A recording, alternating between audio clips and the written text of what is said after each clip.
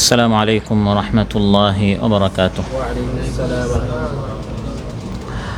الحمد لله العزيز القوي الغالب، وأشهد أن لا إله إلا الله وحده لا شريك له زين السماء بالنجوم والكواكب، وخلق الإنسان من طين لازب، وأشهد أن سيدنا ونبينا محمدًا عبد الله ورسوله رسول أهل المشارق والمغارب، وخير عابد وقانت وتائب، صلى الله تعالى عليه وعلى آله وصحبه أهل الفضائل والمواهب. أما بعد فأعوذ بالله من الشيطان الرجيم. بسم الله الرحمن الرحيم. ألم تر أن الله أنزل من السماء ماء فتصبح الأرض مخضرة إن الله لطيف خبير له ما في السماوات وما في الأرض وإن الله لهو الغني الحميد. আল্লাহ তাআলা ইরশাদ করেন, তুমি কি দেখো না যে আল্লাহ তাআলা আসমান থেকে পানি বর্ষণ করেন, তাতে জমিন সজীব সবুজ হয়ে যায়। নিশ্চয় আল্লাহ তাআলা সূক্ষ্মদর্শী, সব কিছু জানেন, সব বিষয়ে অবগত। তার জন্য রয়েছে যা কিছু আসমান সমূহে এবং যা কিছু জমিনে। আর নিশ্চয় আল্লাহ তাআলা তিনিই হচ্ছেন অমুখাপেক্ষী এবং প্রশংসিত। উমসালাল লেবার সিটি এই মসজিদে আয়োজিত আজকের মাহফিলে উপস্থিত সম্মানিত মুসল্লি ভাইরা, সূরাতুল হাজ থেকে দুটি আয়াত 63 এবং 64 নম্বর আয়াত তিলাওয়াত করে এর সহজ সরল বাংলা অনুবাদ উপস্থাপন করলাম। এই দুই আয়াতে আল্লাহ তাআলা তার ওয়াহদানিয়ত, একত্ববাদ সম্পর্কে আলোচনা করেছেন। যে আল্লাহ তাআলা একমাত্র আমাদের রিজিকের ব্যবস্থা করেন, পানির ব্যবস্থা করেন, জমিন থেকে নানা ধরনের ফল ফসলের ব্যবস্থা করেন। আসমানসমূহ এবং জমিনসমূহে যা কিছু আছে সব কিছুর মালিক, এর অধিকার হচ্ছে শুধু আল্লাহ তাআলার। তিনি এর অধিপতি, তিনি এর মালিক, পরিচালক। এজন্য শুধু ইবাদত আল্লাহ তাআলার করতে হবে, আইন বিধান শুধু আল্লাহর মানতে হবে। এসব বিষয়ে আপনাদের সামনে আলোচনা উপস্থাপন করব ইনশাআল্লাহ। সম্মানিত ভাইরা, আল্লাহ তাআলা ইরশাদ করেন, আলাম তারা আন্নাল্লাহা আনজালা মিনাস সামাই মাআ, তুমি কি দেখো না যে আল্লাহ তাআলা আসমান থেকে পানি বর্ষণ করেছেন। একটি জমিন হলুদ হয়, শুষ্ক হয়। আল্লাহ তাআলা আসমান থেকে যখন তাতে পানি বর্ষণ করেন, এই মরা জমিনটি জীবিত হয়ে যায়, শুষ্ক জমিনটি সবুজ হয়ে যায়। এই হলুদ যে জমিন ছিল, এটা আবার আন্দোলিত হয়ে, স্ফীত হয়ে আবার এর ভিতরে জীবন ফিরে আসে। সুবহানাল্লাহ। এই আয়াতের মধ্যে আল্লাহ তাআলা এখানে একটি প্রকাশ্য অর্থ রয়েছে, আবার একটি সূক্ষ্ম অর্থ রয়েছে। এই আয়াতের প্রকাশ্য অর্থ যেটা, যে একটি জমিন মৃত থাকে, আল্লাহ তাআলা আসমান থেকে পানি বর্ষণ করেন, তারপর এই জমিন থেকে নানা ধরনের নিয়ামত, রিজিকের ব্যবস্থা আল্লাহ তাআলা আমাদের জন্য, আমাদের গবাদি পশুর জন্য আল্লাহ তাআলা করে দিয়েছেন। ফালিয়ানজুরিল ইনসানু ইলা তাআমিহি, মানুষ যেন তার খাবারের দিকে একটু লক্ষ্য করে, যে খাবারটি আমরা রাত দিন খাচ্ছি, কোনো চিন্তা নেই, কোনো ফিকির নেই। আল্লাহ বলেন একটু চিন্তা করো, ফিকির করো, ভাবো তোমার এই খাবার নিয়ে। আন্না সাবাবনাল মাআ সাব্বা, আমি আল্লাহ তাআলা আসমান থেকে পানি বর্ষণ করলাম। সুম্মা শাকাকনাল আরদা শাক্কা, তারপর আসমান থেকে যখন পানি বর্ষিত হলো, জমিন ফেটে গেল, জমিন বিদীর্ণ হলো। ফাআমবাতনা ফিহা হাব্বা ওয়া ইনাবা ওয়া কাদবা ওয়া যাইতুনা ওয়া নাখলা ওয়া হাদাইকা গুলবা ওয়া ফাকিহাতাও ওয়া আব্বা মাতাআল লাকুম ওয়া লিআনআমিকুম। আল্লাহ তাআলা ইরশাদ করেন, আসমান থেকে পানি বর্ষণ করলাম, জমিন ফেটে গেল, এখান থেকে নানা ধরনের ফসল উৎপন্ন হলো, শস্য উৎপন্ন হলো, আঙ্গুর উৎপন্ন হলো, খেজুর উৎপন্ন হলো, শাক সবজি সেখান থেকে উৎপন্ন হলো। মাতাআল লাকুম ওয়া লিআনআমিকুম, তোমাদের জন্য আর তোমাদের গবাদি পশুর জন্য রিজিক, খাবার আমি আল্লাহ তাআলা এই পানি আসমান থেকে বর্ষণ করে জমিন থেকে আমি আল্লাহ তাআলা বের করে দিলাম। তো এটি হচ্ছে এই আয়াতের প্রকাশ্য অর্থ, যে আল্লাহ তাআলা আলাম তার, আল্লাহ বলে তুমি কি দেখো না, ফালিয়ানজুর, তুমি দেখো, আন্নাল্লাহ আনজালা মিনাস সামাই মা, আল্লাহ তাআলা আসমান থেকে পানি বর্ষণ করেন।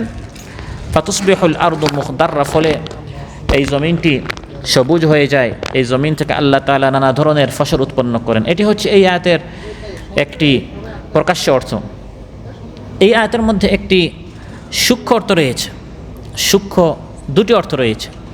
একটি অর্থ হচ্ছে যেভাবে আল্লাহ তাআলা আসমান থেকে পানি বর্ষণ করে একটি মৃত জমিনকে আল্লাহ তাআলা পুনর্জীবিত করলেন, যে আল্লাহ তাআলা মৃত জমিনকে আসমানের পানি দ্বারা জীবিত করতে পারলেন, সে আল্লাহ তাআলা মানুষকে মৃত্যুর পর আবার জীবিত করতে, এখানে আল্লাহ তাআলা ইশারা দিচ্ছেন, এটি সূক্ষ্ম একটি অর্থ। রিজকাল লিল ইবাদ ওয়া আহইয়াইনা বিহি বালদাতাম মাইতা কাযালিকাল খুরুজ। আল্লাহ তাআলা বলেন রিজকাল লিল ইবাদ, আসমান থেকে আমি যে পানি বর্ষণ করলাম, জমিন থেকে ফসল উৎপন্ন করলাম, এটি হচ্ছে আমার বান্দাদের জন্য রিজক। চিন্তা করো যে আল্লাহ তাআলা আসমান থেকে পানি বর্ষণ করে মৃত জমিনকে আল্লাহ তাআলা জীবিত করলেন। এখানে চিন্তাশীলদের জন্য চিন্তার খোরাক রয়েছে। ওয়া আহইয়াইনা বিহি বালদাতাম মাইতা, মৃত কত জমিনকে আমি আল্লাহ তাআলা আসমানের পানি দ্বারা জীবিত করলাম, যে আল্লাহ তাআলা মৃত জমিনকে জীবিত করতে পারলেন। কাযালিকাল খুরুজ, সে আল্লাহ তাআলা তোমাদেরকে মৃত্যুর পর আবার পুনর্জীবিত করবেন। সুবহানাল্লাহ। আজ মুশরিক কাফির যারা আছে, যুগে যুগে তারা অস্বীকার করতো যে একজন মানুষ মারা যাওয়ার পর কীভাবে আল্লাহ তাআলা তাকে আবার জীবিত করতে পারেন, এটা কি সম্ভব? আমরা আমাদের বাবা দাদা পূর্বপুরুষ কত মানুষকে আমরা কবরস্থ করলাম, কাউকে কোনোদিন দেখলাম না আবার কবর থেকে উঠতে। একজন মানুষ যখন হাড্ডি হয়ে যাবে এবং তার অস্তিত্ব শেষ হয়ে যাবে, আবার আল্লাহ তাআলা তাকে কিভাবে উঠাবেন? কেউ অগ্নিতে জ্বলে যায়, কেউ আসমান থেকে প্লেন থেকে যখন নিচে পড়ে যায়, বা ভূমিকম্পের সময় যখন মানুষ অস্তিত্বহীন হয়ে যায়, পানিতে ডুবে যায় এবং জলপ্রাণীর পেটে চলে যায়, এই মানুষকে আল্লাহ তাআলা কীভাবে আবার উঠাবেন? আল্লাহ তাআলা বলেন দেখো আল্লাহ তাআলা একটি মরা জমিনকে কীভাবে আসমানের পানি দ্বারা জীবিত করেন।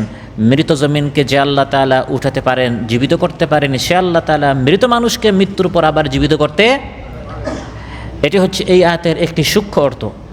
অনুরূপভাবে এই আয়াতের মধ্যে সূক্ষ্ম আরেকটি অর্থ রয়েছে, যে আল্লাহ তাআলা বৃষ্টি বর্ষণ করে, আসমান থেকে পানি বর্ষণ করে, পানির এই ছিটাফুটার মাধ্যমে একটি শুষ্ক জমিনকে আল্লাহ তাআলা শ্যামল করতে পারেন, সুন্দর করতে পারেন, সবুজ করতে পারেন। সেই আল্লাহ তাআলা আসমান থেকে একটি কিতাব নাজিল করেছেন।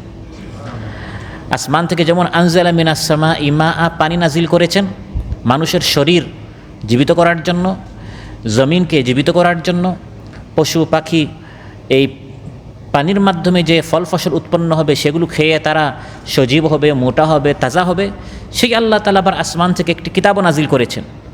যেরকম আসমান থেকে বর্ষিত পানি দ্বারা মৃত জমিন জীবিত হয়, ঠিক তেমনইভাবে আসমান থেকে আল্লাহ তাআলা যে ওয়াহির শান্তিধারা আল্লাহ তাআলা বর্ষিত করেছেন। আল্লাহ তাআলা বলেন তুমি দেখো এই আসমানের ওয়াহির এই কিতাব, শান্তির এই কিতাব দ্বারা আমি এই মৃত পৃথিবীকে আমি কীরকম জীবিত করি। যারা আমার বিধান মানে না, আমার আয়াত মানে না, আমার হুকুম মানে না, সেখানে অশান্তি, সেখানে বিশৃঙ্খলা, সেখানে নানা ধরনের চুরি রয়েছে, ডাকাতি রয়েছে, হত্যা রয়েছে, লুণ্ঠন রয়েছে, অর্থনৈতিক সংকট রয়েছে, রাজনৈতিক আপনার প্রতিহিংসা রয়েছে। আমি আসমান থেকে শান্তির কিতাব নাজিল করেছি। যেরকম শান্তির পানির মাধ্যমে মৃত জমিন জীবিত হয়, ঠিক তেমনইভাবে আসমান থেকে আমি আল্লাহ তাআলা এমন শান্তির কিতাব নাজিল করেছি, অতি শীঘ্রই তুমি দেখবে আরবের এই অনুর্বর বিশুষ্ক মরুভূমি জ্ঞান, আখলাক, চরিত্র, নৈতিকতা, সুসংস্কৃতির গোল বাগিচায় এটা সুন্দরভাবে পরিণত হবে। সুবহানাল্লাহ। এবং সেটা পৃথিবী অবলোকন করেছে। যারা ছাগল রাখত, উটের রাখাল ছিল, তারা এই কোরআন মানার কারণে কেউ তাদেরকে চিনত না, জানত না, এবং সেই সময়ের সুপার পাওয়ার রোম পারস্যের আতঙ্কে ভয়ে তারা সবসময় সন্ত্রস্ত থাকত। কোরআনের বিধান মানার কারণে তাদের ভাগ্য পরিবর্তন হয়ে গেল। লাঞ্ছিত থাকার পর তারা সম্মানিত হলো, বিচ্ছিন্ন থাকার পর তারা ঐক্যবদ্ধ হলো। পৃথিবীর নেতৃত্বের আসনে আল্লাহ তাআলা তাদেরকে বসিয়ে দিলেন। কোরআন যারাই মেনেছে তারা সৌভাগ্যবান হয়েছে, তারা দুর্ভাগা হয়নি। কোরআন আল্লাহ তাআলা দুর্ভাগ্য হওয়ার জন্য নাজিল করেননি, বরং আমাদের ভাগ্য খুলে দেওয়ার জন্য 30 পারা কোরআন আল্লাহ তাআলা নাজিল করেছেন। তাহা মা আনজালনা আলাইকাল কুরআনা লিতাশকা, হে নবী আপনার প্রতি এই কোরআন আমি এজন্য নাজিল করিনি যে আপনি দুর্ভাগ্য হবেন, বরং এই কোরআন আমি নাজিল করেছি মৃত জমিন যেরকম জীবিত হয় একটি অশান্ত জনপদকে শান্ত করার জন্য, একটি দুর্ভাগা জাতিকে সৌভাগ্যবান করার জন্য, তাদেরকে সুখী করার জন্য আমি এই কোরআন নাজিল করেছি। এই কোরআন হচ্ছে রূহ। কোরআনের একটি অর্থ হচ্ছে রূহ। যেরকম রূহ যখন মৃত মানুষের ভিতরে চলে আসে তখন সে জীবিত হয়, এবং এই রূহ যখন তার ভিতর থেকে চলে যায় তখন সে মৃত লাশ হয়। ঠিক তেমনইভাবে যে শিক্ষাঙ্গনে, যে সমাজে, যে অঙ্গনে, যে স্থানে, যে দেহের ভিতরে কোরআন থাকবে সেই স্থানে মানুষ জীবন পাবে, শান্তি পাবে, আরাম পাবে। আর যে দেহ থেকে, সেটা মানুষের দেহ হোক, সমাজের দেহ হোক, রাষ্ট্রের দেহ হোক, শিক্ষাঙ্গনের দেহ হোক, কোনো একটি সংগঠন, সংস্থা, প্রতিষ্ঠানের দেহ হোক, সেখান থেকে যদি কোরআন নামক এই রূহকে ছিনিয়ে নেওয়া হয়, বাদ দেওয়া হয়, তখন সেখানে শান্তি নয়, সেখানে অশান্তি বিরাজ করবে। কোরআনের মধ্যে আল্লাহ তাআলা কোরআনকে রূহ বলেছেন, ওয়াকাযালিকা আওহাইনা ইলাইকা রূহাম মিন আমরিনা। হে আমার হাবিব, আমার পক্ষ থেকে একটি নির্দেশ, একটি রূহ আমি আপনার প্রতি নাজিল করেছি। একসময় আপনি কিতাব জানতেন না, ঈমান জানতেন না, হেরা গুহায় আপনি যেতেন, গিয়ে আপনি চিন্তা করতেন, মা কুনতা তাদরি মাল কিতাব ওয়ালাল ঈমান। তখন আপনাকে সঠিক নির্দেশনা দেওয়ার জন্য আমি এই 30 পারা কোরআন আপনাকে উপহার দিলাম। নূরান নাহদি বিহি মান নাশাউ মিন ইবাদিনা। এটি হচ্ছে একটি নূর, এটি হচ্ছে একটি আলো। যে জাতি তারা পথ জানে না, এই পথহারা জাতিকে সঠিক পথ দেখাবার জন্য আমি আল্লাহ তাআলা 30 পারা কোরআন নাজিল করলাম। সুনান তিরমিজির বর্ণনা, এই কোরআন দ্বারা যে ব্যক্তি কথা বলবে সে সত্য কথা বলবে। কি কথা বলবে? মান ক্বালা বিহি সাদাকা ওয়া মান হাকামা বিহি আদাল। এই কোরআন দ্বারা যে ব্যক্তি বিচার করবে সে ন্যায় ইনসাফ ভিত্তিক বিচার করবে। ওয়ামান আমিলা বিহি উজির। কোরআনের উপর যে ব্যক্তি আমল করবে সে পুরস্কৃত হবে। ওয়ামান দাআ ইলাইহি হুদিয়া ইলা সিরাতিম মুস্তাকিম। আর যে কোরআনের দিকে আহ্বান করবে, দাওয়াত দিবে, তাকে সঠিক সরল পথের দিক নির্দেশনা দেওয়া হবে। তাহলে আল্লাহ সুবহানাহু ওয়া তাআলা যেরকম আসমান থেকে পানি বর্ষণ করে একটি মৃত জমিনকে জীবিত করেছেন, সেই আল্লাহ তাআলা তিনি আসমান থেকে একটি কিতাব নাজিল করে একটি মৃত জাতিকে, অশান্ত জাতিকে, পথহারা জাতিকে আল্লাহ তাআলা সঠিক পথ দেখাতে চান। আল্লাহ বলেন, ফাতুসবিহুল আরদু মুখদাররাতান ইন্নাল্লাহা লতীফুন খাবীর। একটি জমিন যেরকম সবুজ হয়, ঠিক তেমনিভাবে একটি জাতি যাতে করে সজীব হয়, সঠিক পথ পায়, আল্লাহ তাআলা তাদেরকে 30 পারা কোরআন দিয়েছেন। এটি আল্লাহ তাআলা না জেনে দেননি। লতীফুন খাবীর, আল্লাহ সব কিছু জানেন, সূক্ষ্ম জ্ঞানের অধিকারী আল্লাহ তাআলা, সব কিছু বিষয়ে অবগত আছেন আল্লাহ তাআলা। আল্লাহর অভিজ্ঞতা আছে, আল্লাহর ইলম আছে, আল্লাহর জ্ঞান আছে। ওই জ্ঞানের আলোকে আল্লাহ তাআলা 30 পারা কোরআন দিলেন। এখন আমার জ্ঞান সীমিত, আমার অভিজ্ঞতা সীমিত, আমার ইলম সীমিত, আমি এই কোরআন বাদ দেওয়ার আমার অধিকার নেই। কোরআনের আইন বেশ কম করার, কিছু সংযোজন করার, কিছু বিয়োজন করার আমার সে অধিকার নেই। কারণ আমার জ্ঞান তো আল্লাহর জ্ঞান, এর সামনে তার কোনো তুলনাই হতে পারে না। যে আল্লাহ তাআলা বিশাল জ্ঞানের অধিকারী, তিনি আমার শান্তির জন্য, আমার কল্যাণের জন্য তিনি আমাকে 30 পারা কোরআন দিয়েছেন। সেই কোরআন আমাকে মানতে হবে, তাতেই শান্তি রয়েছে। ইয়া বুনাইয়া ইন্নাহা ইন তাকু মিসকালা হাববাতিন মিন খারদাল فتكن في صخرة أو في السماوات أو في الأرض يأت بها الله إن الله لطيف خبير। আল্লাহর জ্ঞান কেমন কেমন আল্লাহ তাআলা লতীফুন খাবীর, সূক্ষ্ম জ্ঞানের অধিকারী, বিশাল আল্লাহ তাআলা জ্ঞানের অধিকারী। লোকমান হাকিম তার সন্তানকে বলছেন, বাবা, কোনো একটি সরিষার দানা যদি কোনো পাথরের ভিতরে হয়, বা আসমানের কোনো লুকায়িত জায়গায়, বা জমিনের কোনো গোপন স্থানও যদি হয়, সেই সরিষার দানা, ছোটো থেকে ছোটো এই দানাটিও আল্লাহ তাআলা জানেন, সেটাকে আল্লাহ তাআলা সামনে নিয়ে আসতে পারেন। সেই বিশাল জ্ঞানের অধিকারী আল্লাহ তাআলা তার জ্ঞানের আলোকে আমাদেরকে 30 পারা কোরআন দিয়েছেন আমার আপনার কল্যাণের জন্য, আমাদের জীবনে শান্তি সৃষ্টি করার জন্য। অতএব এই কোরআনের আলোকে আমার আপনার জীবন গঠন করতে হবে, আল্লাহর কালামের আলোকে আমার আপনার জীবনকে আলোকিত করতে হবে। এই আল্লাহ সুবহানাহু ওয়া তাআলা যিনি আসমান থেকে পানি বর্ষণ করে জমিনটাকে সজীব করেন, আল্লাহ বলেন এই আসমানও আমার, এই জমিনও আমার। যেহেতু আসমান জমিন আমার এবং আসমান থেকে পানি বর্ষণ করে আমি আমার জমিন থেকে বিভিন্ন ধরনের ফসল উৎপন্ন করেছি তোমাদের রিজেকের জন্য, সেই আমি আল্লাহ তাআলা চাই আমার আসমানের নিচে, আমার জমিনের উপরে আমার বিধান দ্বারা যেন এই মানুষ তার জীবন পরিচালনা করে। কারণ আসমানটাও আমার, জমিনটাও আমার, মানুষটাও আমার। লাহু মা ফিস সামাওয়াতি ওয়া মা ফিল আরদ ওয়া ইন্নাল্লাহা লাহুয়াল গনিয়ুল হামিদ। আল্লাহ তাআলা বলেন লাহু মা ফিস সামাওয়াতি ওয়া মা ফিল আরদ। আল্লাহকে বাদ দিয়ে তুমি অন্যের আইন মানো কিভাবে? অন্যের বিধান প্রতিষ্ঠা করার জন্য তুমি চেষ্টা করো কিভাবে, সংগ্রাম করো কিভাবে, চিৎকার করে তুমি স্লোগান দেও কিভাবে যে আমি আল্লাহর আইন চাই না, অথচ তুমি যে চিৎকার দিচ্ছ যে জমিনের উপর, এই জমিনটাও আল্লাহর, যে আসমানের নিচে সেই আসমানটাও আল্লাহর, তুমিও আল্লাহর, তোমাকে এই শক্তিটাও কে দিয়েছেন? আল্লাহ দিয়েছেন। আল্লাহ তাআলা বলেন লাহু মা ফিস সামাওয়াতি ওয়া মা ফিল আরদ। আসমানসমূহ এবং জমিনসমূহে যা কিছু আছে সব কিছুর মালিক হচ্ছেন আল্লাহ তাআলা। আল্লাহ তাআলা, তার নাম হচ্ছে আল্লাহ। তার নাম কি? এই আল্লাহ শব্দের প্রত্যেকটি অংশ দিয়ে আল্লাহ তাআলা এটা প্রমাণিত করেছেন, আমাদেরকে বুঝিয়ে দিয়েছেন যে আসমানসমূহ এবং জমিনের মালিক হচ্ছেন একমাত্র আল্লাহ তাআলা। এখানে ইবাদত শুধু আল্লাহর করতে হবে, গোলামি শুধু আল্লাহর করতে হবে, আইন বিধান চালু করতে হবে শুধু কার?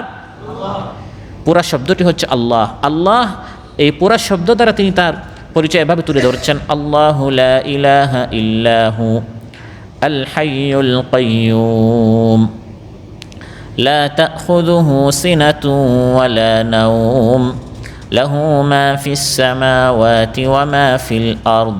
আল্লাহ তিনি কে? লা ইলাহা ইল্লাহু, তিনি ছাড়া কোনো সত্য মাবুদ নেই। তিনি আছেন, তিনি ছিলেন, তিনি থাকবেন। আল হাইয়ুল কাইয়্যুম, তিনি চিরন্তন, তিনি চিরঞ্জীব, কোনো তন্দ্রা নিদ্রা তাকে স্পর্শ করতে পারে না। লাহু মা ফিস সামাওয়াতি ওয়া মা ফিল আরদ, আসমানসমূহ এবং জমিনে যা কিছু আছে সব আল্লাহ তাআলার। কে আছে এমন যে আল্লাহর অনুমতি ছাড়া সুপারিশ করতে পারবে, শাফাআত করতে পারবে? এরকম কেউ? মান যাল্লাযী ইয়াশফাউ ইনদাহু ইল্লা বিইযনিহি ইয়ালামু মা বাইনা আইদিহিম ওয়া মা খালফাহুম, যা সামনে যা পিছনে সব আল্লাহ তাআলা জানেন। আল্লাহর ইলম সম্পর্কে আমরা কিছুই জানি না, ততটুকু ছাড়া যতটুকু আল্লাহ তাআলা আমাদেরকে অবহিত করেছেন, জানিয়ে দিয়েছেন, এর বাহিরে আমাদের কোনো জ্ঞানই নেই। ওয়ালা ইউহিতুনা বিশাইইম মিন ইলমিহি ইল্লা বিমা শা, তার ক্ষমতা, তার কুরসি, তার ইলম, তার কুদরত কতটুকু? আল্লাহ বলেন ওয়াসিআ কুরসিয়্যুহুস সামাওয়াতি ওয়াল আরদ। আল্লাহর সিংহাসন, আল্লাহর কুরসি, আল্লাহর ক্ষমতা শুধু উপরে তা নয়, শুধু নিচে তা নয়, শুধু বাংলাদেশে তা নয়, শুধু আরব দেশে তা নয়, আস-সামাওয়াতি ওয়াল আরদ, আসমানসমূহ জমিন সর্বত্র আল্লাহর হুকুম, আল্লাহর রাজত্ব, আল্লাহর বাদশাহী রয়েছে। ওয়ালা ইয়াউদুহু হিফযুহুমা, বিশাল রাজত্ব নিয়ন্ত্রণ করতে, পরিচালনা করতে, হেফাজত করতে, সংরক্ষণ করতে আবার আল্লাহ ক্লান্ত হন না, আল্লাহ তাআলা হিমশিম খান না। ওয়া হুয়াল আলিয়্যুল আযীম, তিনি সুউচ্চ, তিনি সুমহান। এই আয়াতের মধ্যে আল্লাহ তাআলা আমাদেরকে জানিয়ে দিয়েছেন যে সার্বভৌমত্বের মালিক হচ্ছেন একমাত্র আল্লাহ। এই আয়াতের নাম হচ্ছে আয়াতুল কুরসি।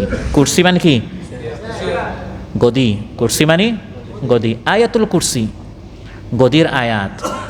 এই আয়াতকে বলা হয়েছে আযমু আয়াতিন ফি কিতাবিল্লাহ, কোরআনে কারিমের সবচেয়ে গুরুত্বপূর্ণ আয়াত। মহানবী সাল্লাল্লাহু আলাইহি ওয়াসাল্লাম একবার হযরত উবাই বিন কাব রাদিয়াল্লাহু আনহু জিজ্ঞাসা করলেন, হে উবাই, আতাদরি আইয়ু আয়াতিন মিন কিতাবিল্লাহি মাআকা আযম, তুমি কি জানো যে কোরআনের সবচেয়ে গুরুত্বপূর্ণ আয়াত কোনটি? হযরত উবাই বললেন, আল্লাহু লা ইলাহা ইল্লা হুয়াল হাইয়ুল কাইয়্যুম। মহানবী সাল্লাল্লাহু আলাইহি ওয়াসাল্লাম জিজ্ঞাসা করলেন কোন আয়াত উত্তম, তিনি উত্তর দিয়ে দিলেন যে আল্লাহু লা ইলাহা ইল্লা হুয়াল হাইয়ুল কাইয়্যুম হচ্ছে সর্বোত্তম আয়াত। মহানবী সাল্লাল্লাহু আলাইহি ওয়াসাল্লাম খুশি হলেন। তার হাতে গড়া সাহাবী ছাত্র উবাই বিন কাব সঠিক উত্তর দিয়েছেন। মহানবী সাল্লাল্লাহু আলাইহি ওয়াসাল্লাম তার সদর, তার সিনায় হাত দিলেন আর বললেন, লিয়াহনিকাল ইলমু আবাল মুনদির, সঠিক উত্তর দিয়েছ, এজন্য তোমাকে মুবারকবাদ। কোরআনে কারীমের সবচেয়ে গুরুত্বপূর্ণ আয়াত, সবচেয়ে গুরুত্বপূর্ণ, সবচেয়ে ফজিলতপূর্ণ আয়াত হচ্ছে আয়াতুল কুরসি, গদির আয়াত। কারণ এই আয়াতের মধ্যে সবচেয়ে বড় সমস্যার সমাধান আল্লাহ তাআলা করে দিয়েছেন। গদিতে আপনি কাকে বসাবেন, গদি থেকে আপনি কাকে সরাবেন, এই আয়াতের মধ্যে আল্লাহ তাআলা বলে দিয়েছেন আয়াতুল কুরসি। আমরা মুসলমানেরা শুধু নামাজের পর আয়াতুল কুরসি পড়ি, কি পড়লাম বুঝি না। এই আয়াতের মধ্যে আল্লাহ তাআলা বলে দিয়েছেন যে আল্লাহর হুকুম দ্বারা আল্লাহর আসমানের নিচে আল্লাহর জমিনের উপর দেশ পরিচালনা করবে, গদিতে তাকে বসাতে হবে। আমি নামাজের পর ঘুমানোর আগে আয়াতুল কুরসি পড়লাম, কিন্তু সময় মতো যে আল্লাহর হুকুম চায় না, আল্লাহর হুকুম মুছে দিতে চায়, তাকে আমি গদিতে বসালাম। এই জন্য গদি সমস্যার কারণে দেশের মধ্যে, সমাজের মধ্যে অশান্তি সৃষ্টি হচ্ছে। যাতে করে এই অশান্তি দূরীভূত করে শান্তি আমরা সৃষ্টি করতে পারি, শান্তি আমরা আমাদের সমাজে, আমাদের দেশে যাতে করে শান্তি সৃষ্টি হয়, আল্লাহ তাআলা এই আয়াতের মধ্যে বলে দিয়েছেন হুকুম চলবে একমাত্র আল্লাহর। আল্লাহু লা ইলাহা ইল্লাহু, আল্লাহ ছাড়া কোনো সত্য মাবুদ নেই। ইবাদত, হুকুম, আইন শুধু আল্লাহর চলবে। যারা আল্লাহর জমিনে আল্লাহর দ্বীন কায়েম করতে চায় তাদেরকে গদিতে বসান, তাহলে আপনি দেখবেন আপনার সমাজের মধ্যে শান্তি বিরাজ করবে। সুবহানাল্লাহ। আল্লাহ পুরা শব্দ দ্বারা আল্লাহ তাআলা তার পরিচয় তুলে ধরেছেন। আল্লাহ শব্দের প্রথম আলিফটা যদি আমরা বাদ দিই তখন শব্দ হয়ে যাবে লিল্লাহ। তখন শব্দ কী হয়ে যাবে? আলিফ লাম, লাম হা দ্বারা আল্লাহ শব্দ। আপনি যদি প্রথম আলিফ বাদ দিয়ে দেন তখন শব্দটি হয়ে যায় লিল্লাহ। লিল্লাহ শব্দ দ্বারা আল্লাহ তাআলা তার পরিচয় কোরআনের মধ্যে দিয়েছেন, লিল্লাহি মা ফিস সামাওয়াতি ওয়া মা ফিল আরদি ওয়া ইন তুবদু মা ফি আনফুসিকুম আও তুখফুহু ইউহাসিবকুম বিহিল্লাহ। আসমান সমূহ এবং জমিনে যা কিছু আছে সব কিছুর মালিক হচ্ছেন একমাত্র লিল্লাহর প্রথম লাম আপনি বাদ দিয়ে দেন হয়ে যাবে লাহু। হয়ে যাবে কি? শুধু একটা লাম আর হাদি হয়ে যায় লাহু। লাহু দ্বারাও যদি আপনি আল্লাহর পরিচয় জানতে চান কোরআন আপনাকে জবাব দিবে।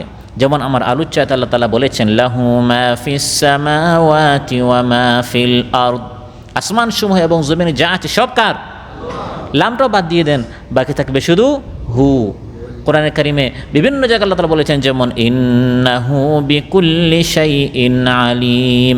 ইন্না নিশ্চয়, নিশ্চয় কি? হু তিনি, বিকুল্লি শাইইন আলিম সব কিছু জানেন। ইন্না নিশ্চয়, হু আল্লাহ তিনি, আলিমুন বিদাতিস সুদূর অন্তরের মধ্যে লুকায়িত জিনিস তিনি জানেন। তাহলে আল্লাহ, লিল্লাহ, লাহু, হু, আল্লাহ তাআলা তার পরিচয়, তার নামের প্রত্যেকটি অংশ দ্বারা আমাদেরকে জানিয়ে দিয়েছেন আসমান সমূহ জমিন সমূহ শুধু আল্লাহর, আইন চলবে শুধু আল্লাহ তাআলা। সুবহানাল্লাহ।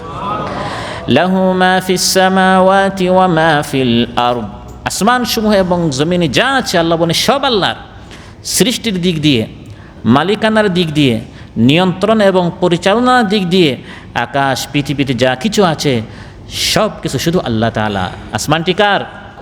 জমিনটাও আমরা, আমাদের জীবন, আমাদের মরণ, আমাদের মাল, ধন, সম্পদ, জায়গা, জমিন যা কিছু আল্লাহ তাআলা আমাদেরকে দিয়েছেন সবই মূলত আল্লাহ তাআলার। অতএব আল্লাহ তাআলা কোরআনের মধ্যে বলেন যেহেতু এই সব কিছু আমি আল্লাহর সৃষ্টি, অতএব এই প্রত্যেকটা জিনিস চলতে হবে আমার আইন দ্বারা, আমার বিধান দ্বারা, আমার হুকুম দ্বারা। সৃষ্টি যার, আইন চলবে তার। কোরআনের মধ্যে রব্বুল আলামিন বলেন والشمس والقمر والنجوم مسخرات بأمره ألا له الخلق والأمر تبارك الله رب العالمين। والشمس সূর্য বিশাল সৃষ্টি, والقمر, والقمر চাঁদ সবচেয়ে সুন্দর সৃষ্টি, والنجوم আকাশের মধ্যে ছড়িয়ে আছে অসংখ্য অগণিত তারকারাজি, নক্ষত্ররাজি। আল্লাহ বলেন এই সব সৃষ্টি মুসাখখারাতিম বিআমরি, আইন, হুকুম, নির্দেশ, আদেশ, আমর, অর্ডার শুধু মানে আল্লাহর। কেন? আল্লাহ বলেন কারণ এগুলো আল্লাহ সৃষ্টি করেছেন। সৃষ্টি করলাম আমি আর আইন মানবে তোমার, এটা কি যুক্তি বলে? আল্লাহ বলেন না, আল্লাহুল খালকু ওয়াল আমর, যিনি সৃষ্টি করেছেন, খালক পয়দা সৃষ্টি যিনি করেছেন, ওয়াল আমর নির্দেশ, আদেশ, হুকুম, আইন তারই মানতে হবে। হযরত ইউসুফ আলাইহিস সালাম যখন কারাগারে গেলেন তার সাথে দুইজন সঙ্গী কারাগারে গেল। ইউসুফ আলাইহিস সালাম তাদেরকে এই বিষয়টি অত্যন্ত চমৎকারভাবে বুঝিয়েছেন যে এই পৃথিবীতে আইন বিধান শুধু আল্লাহ তাআলার চলবে। ইউসুফ আলাইহিস সালামের দাওয়াতের এই ভাষাটি, কথাগুলো, শব্দগুলো আল্লাহ তাআলা এত বেশি পছন্দ হলো, কোরআনের মধ্যে আল্লাহ তাআলা কোট করে দিলেন, আমাদেরকে জানিয়ে দিলেন ইয়া সাহিবাইস সিজনি আরবাবুম মুতাফাররিকুন খায়র আমিল্লাহুল ওয়াহিদুল কাহ্হার। হে আমার কারা সঙ্গীদয়, বলো তো দেখি এই পৃথিবীতে অনেক রব থাকা ভালো, না শুধু একক পরাক্রমশালী আল্লাহ তাআলা একজন হওয়া উত্তম? তোমরা আল্লাহকে বাদ দিয়ে যাদের পূজা করছো এগুলো তো এমন সকল নাম যেগুলোর পক্ষে কোনো দলিল নেই। লাত, উজ্জা, মানাত, হুবাল ইত্যাদি মানুষ যে সকল মূর্তি বানিয়েছে এর সপক্ষে কোনো দলিল নেই। কিন্তু আমি যে আল্লাহ থেকে দাওয়াত দিচ্ছি এর সপক্ষে আল্লাহ তাআলা অসংখ্য গণিত নবী পাঠিয়েছেন, কিতাব নাজিল করেছেন। ইনিল হুকমু ইল্লা লিল্লাহ, হুকুম চলতে হবে শুধু আল্লাহ তাআলার। এই দাওয়াতটি ইউসুফ আলাইহিস সালাম দিচ্ছেন এবং আল্লাহর এত পছন্দ লেগেছে আমাদেরকে এটা জানিয়ে দেওয়ার জন্য কোরআনের মধ্যে আল্লাহ তাআলা এটা কোট করেছেন। ইউসুফ আলাইহিস সালাম তার সাথে যে দুইজন সঙ্গী কারাগারে গিয়েছিল, তিনি তাদেরকে দাওয়াত দিচ্ছেন, তাদেরকে বোঝাচ্ছেন ওই কারাগার থেকে বের হয়ে নয়, কারাগারের মধ্যেই দাওয়াত। সুবহানাল্লাহ। কারণ জালিমদের সবচেয়ে বড় মাথা ব্যথা যে এই ইসলামপন্থীরা হচ্ছে সবচেয়ে বড় সমস্যা জালিমদের জন্য। এদেরকে বাহিরে রাখলেও সমস্যা, আর কারাগারের ভিতরে ঢুকালে আরেক সমস্যা।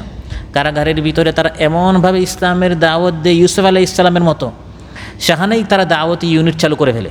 সুবহানাল্লাহ বলবেন না? ওই কারাগারের ভিতরে দাওয়াতি কাজ করার সুফল এখন আমরা দেখতে পাচ্ছি কিনা?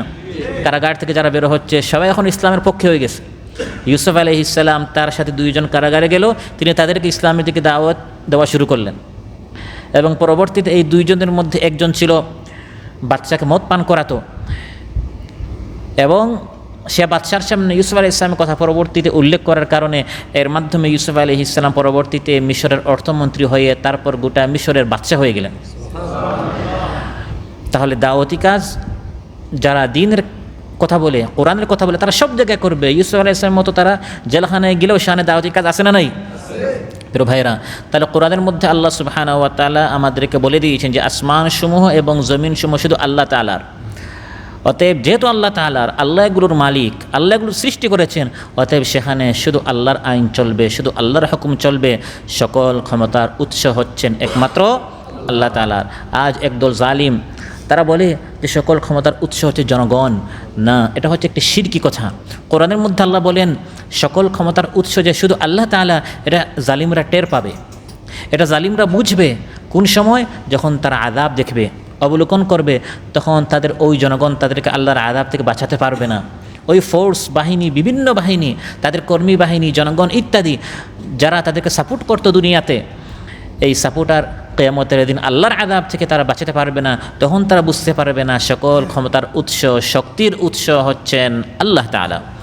ولو يرى الذين ظلموا إذ يرون العذاب أن القوة لله جميعا وأن الله شديد العذاب ولو يرى الذين ظلموا إذ يرون العذاب। যদি তুমি দেখতে জালিমদেরকে যখন তারা শাস্তি দেখবে, তখন তারা বুঝতে পারবে না জনগণ নয়, মানুষ নয়, সৃষ্টি নয়, বরং সকল ক্ষমতার উৎস আল্লাহ তাআলা।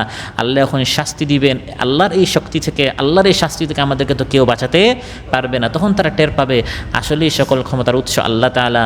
শাস্তি বলেন, নিয়ামত বলেন, সব কিছু আল্লাহর হাতে। আল্লাহ যাকে নিয়ামত দিতে চান এই নিয়ামত থেকে কেউ বঞ্চিত করতে পারবে না। আল্লাহ যাকে শাস্তি দিতে চান ওই শাস্তি থেকেও কেউ রেহাই দিতে পারে না। অতএব সম্মানিত ভাইয়েরা, দিন বিজয়ের জন্য আমাদের সবাইকে মেহনত করতে হবে এবং আসমানসমূহ এবং জমিনসমূহ যে শুধু আল্লাহ তাআলার, সে আল্লাহ আসমানের নিচে, আল্লাহর জমিনের উপর শুধু আল্লাহর বিধান যাতে করে চালু হয়, আল্লাহর জমিনে যাতে করে আল্লাহর দ্বীন কায়েম হয়, এজন্য প্রত্যেক ঈমানদারকে সর্বোচ্চ চেষ্টা করতে হবে এবং এই পক্ষে তাকে মত দিতে হবে। আপনাকে যদি জিজ্ঞাসা করা হয় আপনার মত ইসলামের পক্ষে কিনা, আপনাকে মত দিতে হবে কিসের পক্ষে? ইসলামের পক্ষে। এবং মতটা এরকম হতে হবে যে আমি চাই আল্লাহর আসমানের নিচে, আল্লাহর জমিনের উপর, আল্লাহর এই জমিনে আল্লাহর দ্বীন প্রতিষ্ঠিত হোক। এটি হচ্ছে ইবাদতের অংশ, এটি হচ্ছে ইসলামের অংশ। নামাজ যেমন ইবাদত, রোজা যেমন ইবাদত, তিলাওয়াত যেমন ইবাদত, ইসলামের পক্ষে মত দেওয়াটাও হচ্ছে ইবাদত।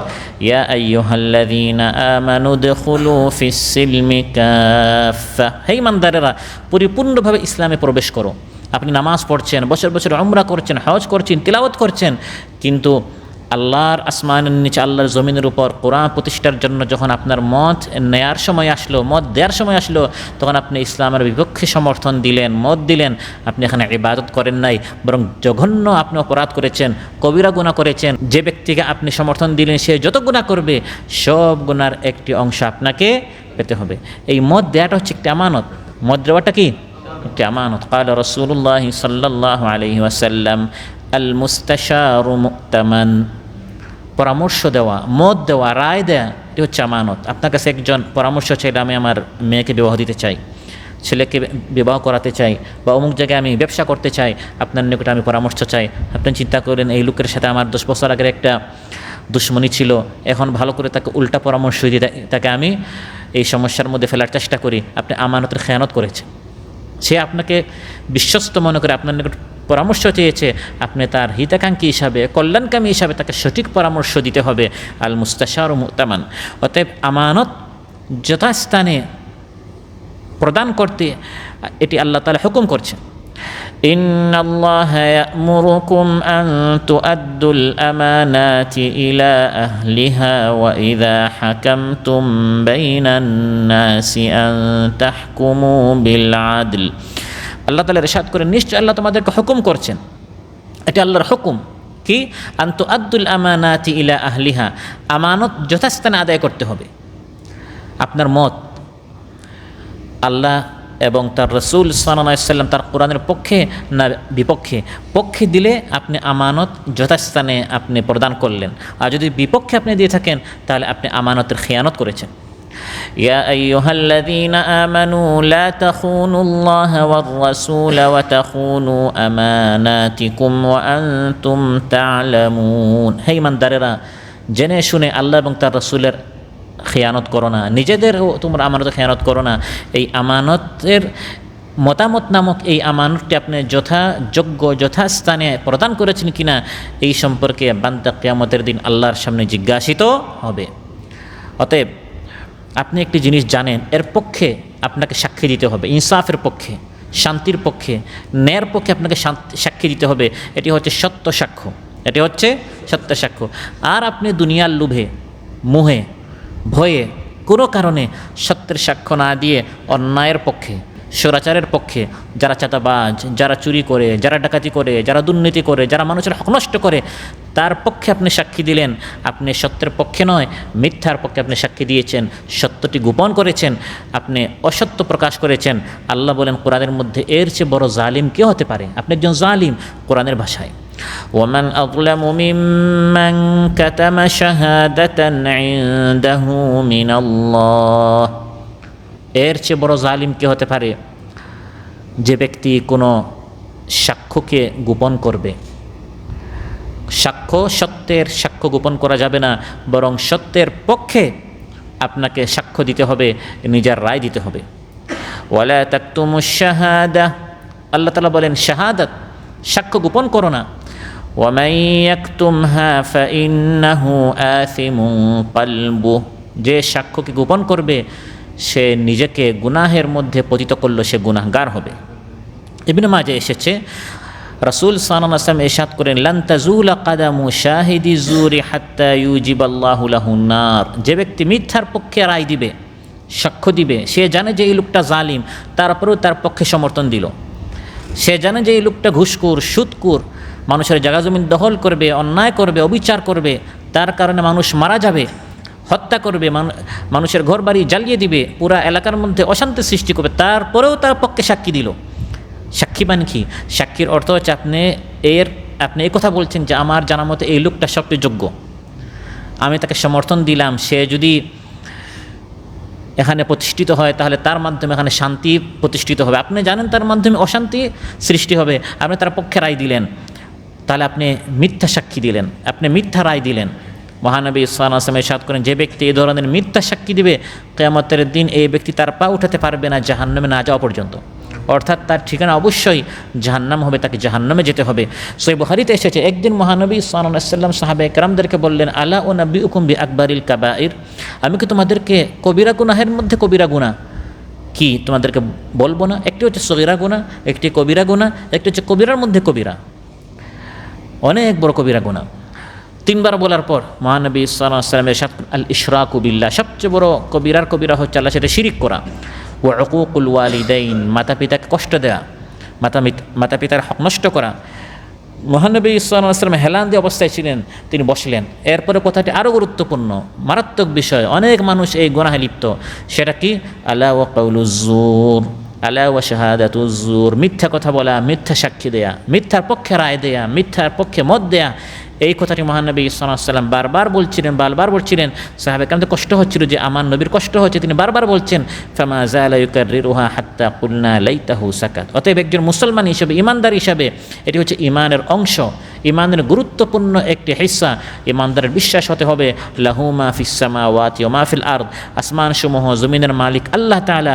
এই আসমানসমূহ এবং জমিন আল্লাহর আইন দ্বারা যদি পরিচালিত হয় তাহলে সেখানে শান্তি হবে। আর আল্লাহর আইন বাদ দিয়ে অন্যের আইন, অন্যের বিধান, অন্যের হুকুম দ্বারা যদি এটা পরিচালিত কেউ করতে চেষ্টা করে, অপচেষ্টা করে, সে যেমন গুনাহগার হবে, আমি যদি তাকে সুযোগ করে দিই আমিও সমানভাবে গুনাহগার হব। এখন এমন যদি অবস্থা সামনে আসে, আমার আত্মীয়, আমার পছন্দের কেউ, আমার দলের কেউ, সে এটা বিশ্বাস করে না যে আল্লাহর সার্বভৌমত্বের বিষয়ে সে বিশ্বাস করে না, সে বিশ্বাস করে আল্লাহর আইন বাদ দিয়ে মানবরচিত বিভিন্ন বিধিবিধান দ্বারা দেশ ও সমাজ পরিচালিত হোক। কিন্তু এই লোকটা আপনার নিজের, আপনার দলের, আপনার আত্মীয়, আপনার কাছের লোক, সে চায় আল্লাহর জমিন থেকে আল্লাহর দ্বীনকে মুছে দিতে। এখন আপনার পছন্দের বলে, আপনার দলের বলে, আপনার আত্মীয় বলে তার পক্ষে সমর্থন দেয়া যাবে না। কোরআনের মধ্যে আল্লাহ তাআলা বলেন আল্লাহর বিধানের বিষয়ে কোনো ছাড় দেওয়া যাবে না, বরং এই বিষয়ে একজন ইমানদারকে শক্ত থাকতে হবে যে আমি সবসময় আল্লাহর পক্ষে। আমার বিপক্ষে, আমি যদি নিজের বিপক্ষে আমাকে যেতে হয়, মা বাবার বিপক্ষে যদি যেতে হয়, কখনো সত্যের বিষয়ে কোনো আপোষ করা যাবে না, কখনো মিথ্যার পক্ষে যাওয়া যাবে না। সূরাতুন আনজালনাহা ওয়া ফারাদনাহা ওয়া আনজালনা ফিহা আয়াতিন বাইয়িনাতিন লাআল্লাকুম তাযাক্কারুন।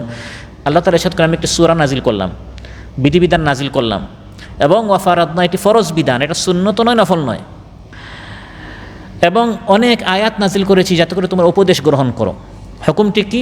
আল্লাহ বলেন কোনো নরনারী যদি জিনাবে বিচার করে, অবিবাহিত, তাকে 100টি বেত্রাঘাত করতে হবে। আল্লাহ বলেন এই হুকুমের ক্ষেত্রে ওয়ালা তাখুদকুম বিহিমা রাফাতুম ফি দীনিল্লাহ, সে তোমাদের যদি আত্মীয় হয়, ছেলে হয়, ভাই হয়, বেবিচার করলো, ভাই বলে ছাড়া যাবে না, আত্মীয় বলে, নিজের দলের বলে, নিজের প্রিয় বলে, আল্লাহর বিধান এখানে লঙ্ঘন করা যাবে না, তাকে ছাড় দেওয়া যাবে না। আল্লাহ বলেন লা তাখুদকুম বিহিমা রাফা ফি দীনিল্লাহ, আল্লাহর দ্বীনের ক্ষেত্রে যদি তোমরা আল্লাহ এবং পরকালে বিশ্বাসী হও, ইন কুনতুম তুমিনুনা বিল্লাহি ওয়াল ইয়াউমিল আখির, আল্লাহ এবং পরকালে যদি বিশ্বাসী হও, দ্বীনের বিষয়ে কোনো ছাড় দেওয়া যাবে না।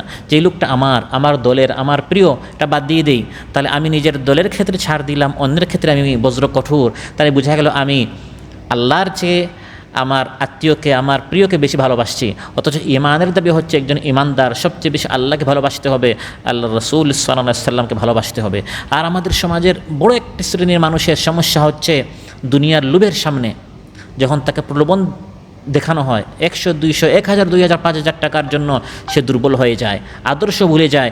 আল্লাহ তাআলা আসমান সমূহ এর যে মালিক, শুধু আল্লাহর বিধান দ্বারা আসমান জমি যে পরিচালিত হতে হবে, এই বিষয়টি সে মুহূর্তের ভিতরে, এক রাতে, এক দিনে সে ভুলে যায় যে আগামী কয়েক বছর যে এই 2, 3, 5,000 টাকা যদি আমি নেই, দীর্ঘ এক সময় আমাকে যে অশান্তির আগুনে জ্বলতে হবে, এগুলো মানুষ ভুলে যায়। কোরআনের মধ্যে আল্লাহ তাআলা ইরশাদ করেন নিজের সাক্ষীর উপর অটল থাকিও, টাকা পয়সা নিয়ে দুনিয়ার কোনো লোভে দুর্বল হয়ে যাইও না। কুনু কাওয়ামিনা লিল্লাহি শুহাদা বিল কিসতি, আল্লাহর জন্য সত্যের সাক্ষীর বিষয়ে তুমি শক্ত থাকবে। কোনো প্রলোভন, কোনো ভয় যেন তোমাকে সত্য থেকে বিচ্যুত করতে না পারে।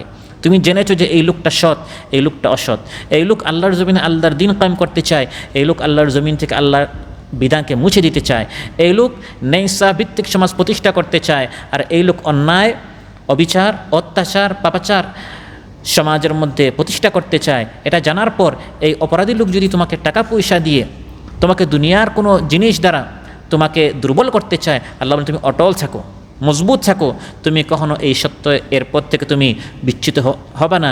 তুমি তার কাছ থেকে সামান্য টাকা নিলে, তোমার আখিরাত তুমি ধ্বংস করে দিলে। সে দুনিয়াতে 5 বছর 10 বছর একটু সুখ শান্তি করার জন্য আরেকজনকে দুনিয়াতে প্রতিষ্ঠিত করে তুমি তোমার আখিরাত ধ্বংস করবে। আল্লাহর নবী বলেন এর চেয়ে হতভাগা বুকার কেউ হতে পারে না। আপনি তো 2, 3, 4, 5,000 টাকা নিলেন, তারপরে 5-10 বছর আপনাকে কষ্ট করতে হবে, তাকে তো আর খুঁজে পাবেন না। তাকে দুনিয়াতে প্রতিষ্ঠিত করতে গিয়ে আপনি আপনার আখিরাতটা ধ্বংস করে দিলেন।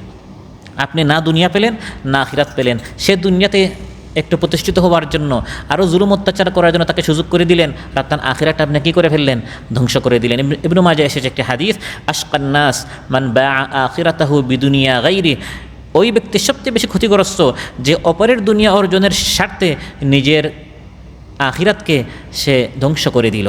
অতএব ফালা তাত্তাবিউল হাওয়া আন তা'দিলু, আদের ইনসাফের ক্ষেত্রে নিজের মনের ইচ্ছা অনুযায়ী চলিও না। মন বলছে টাকাটা নিয়ে নেই, এই 2, 3, 4, 5 হাজার টাকা দ্বারা আপনার তো 1-2টা সমস্যার সমাধান হতে পারে এই টাকা দিয়ে, কিন্তু এরপরে যে আরও বড়ো সমস্যা হবে, সংকট আসবে, বিপদ আসবে, ওটা শয়তান ভুলিয়ে দেয়। আল্লাহ বলে মনের মতো করে চলিও না, বরং সত্যের উপর অটল থাকিও। আল্লাহর আসমানের নিচে, আল্লাহর জমিনের উপর যারা আল্লাহর সার্বভৌমত্ব বিশ্বাস করে, আল্লাহর বিধান প্রতিষ্ঠা করতে চায়, আল্লাহ তাআলা বলেন তাদের পক্ষে তোমাকে সাক্ষ্য দিতে হবে, মত দিতে হবে।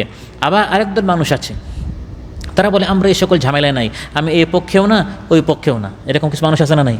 আমি বসে বসে মসজিদে ইস্তিগফার পড়ব, তিলাওয়াত করব, আল্লাহ করব, এই সকল জায়গায় ঝামেলা নাই। এটা বলছে ইসলাম বিরোধী একটি কথা, শয়তান এগুলো শিখায়। কোরআনের মধ্যে আল্লাহ তাআলা বলেছেন ওয়ালা ইয়াবাশ শুহাদাউ ইযা মা দুউ, কোনো সাক্ষীকে যখন সাক্ষ্য দেওয়ার জন্য আহ্বান করা হবে সেজন্য সাক্ষ্য দিতে বিরত না হয়। কারণ আপনার একটি মতের কারণে হতে পারে বাতিল প্রতিষ্ঠিত হয়ে যাবে। আপনি একটি মত না দেওয়ার কারণে সত্যপন্থীদের মত একটু কমে গেল, বাতিলপন্থীদের মত একটু ভারী হয়ে গেল, ফলে বাতিলপন্থীরা প্রতিষ্ঠিত হয়ে যত জুলুম, অত্যাচার, নিপীড়ন, নিষ্পেষণ চালাবে, চুরি ডাকাতি করবে, একসময় এসে আপনাকে মসজিদ থেকে বের করে দারসুল কোরআন আপনাকে দিতে দিবে না।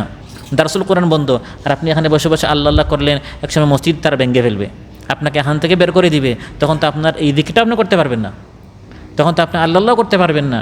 এই জন্য আল্লাহর নির্দেশ হচ্ছে ভালো কাজে পরস্পর সহযোগিতা করা। আর একটা ভালো কাজ, যারা আল্লাহর জমিনে আল্লাহর দ্বীন কায়েম করতে চায়, আপনি তাদেরকে আপনি সহযোগিতা করবেন, এটা আল্লাহর নির্দেশ।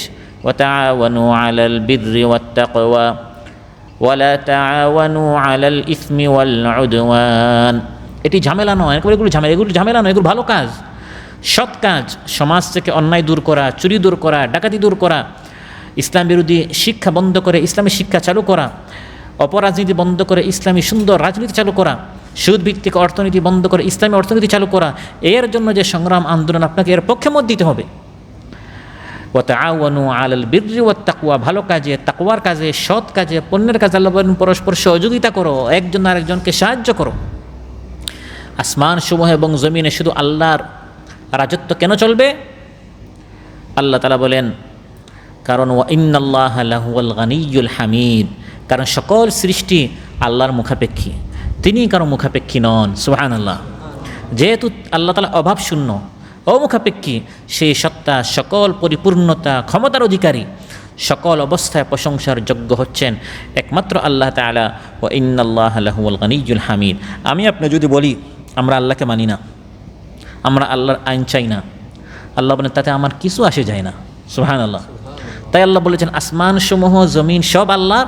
আর শুনো, আমার গুণগান গাও, আমার জিকির করো, আমার জমিন আমার দিন কায়েম করার জন্য যে আমি তোমাদেরকে বলছি, তাতে কিন্তু আমার কোনো লাভ হবে না, কারণ আমি আল্লাহ হচ্ছি লাহুয়াল গানিয়্যুল হামিদ, আমি সবার থেকেও মুখাপেক্ষী, আমি নিজে প্রশংসিত। তোমরা আমার প্রশংসা না করলেও, তোমরা যদি আমার জমিন আমার দিন কায়েম না করো, আসমান জমিন পাহাড় পর্বত নক্ষত্ররাজি নদ নদী যত সৃষ্টি আছে তারা কিন্তু আমার প্রশংসা করেছে, তারা কিন্তু আমার আইন দ্বারা পরিচালিত। সুবহানাল্লাহ।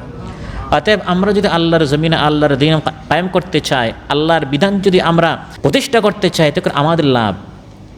আর যদি আমরা এখান থেকে পৃষ্ঠ প্রদর্শন করে আল্লাহ বলেন আমি তোমাদেরকে সরিয়ে আরেক জাতি নিয়ে আসবো, তারা আমার জমিনে আমার দিন কায়েম করবে।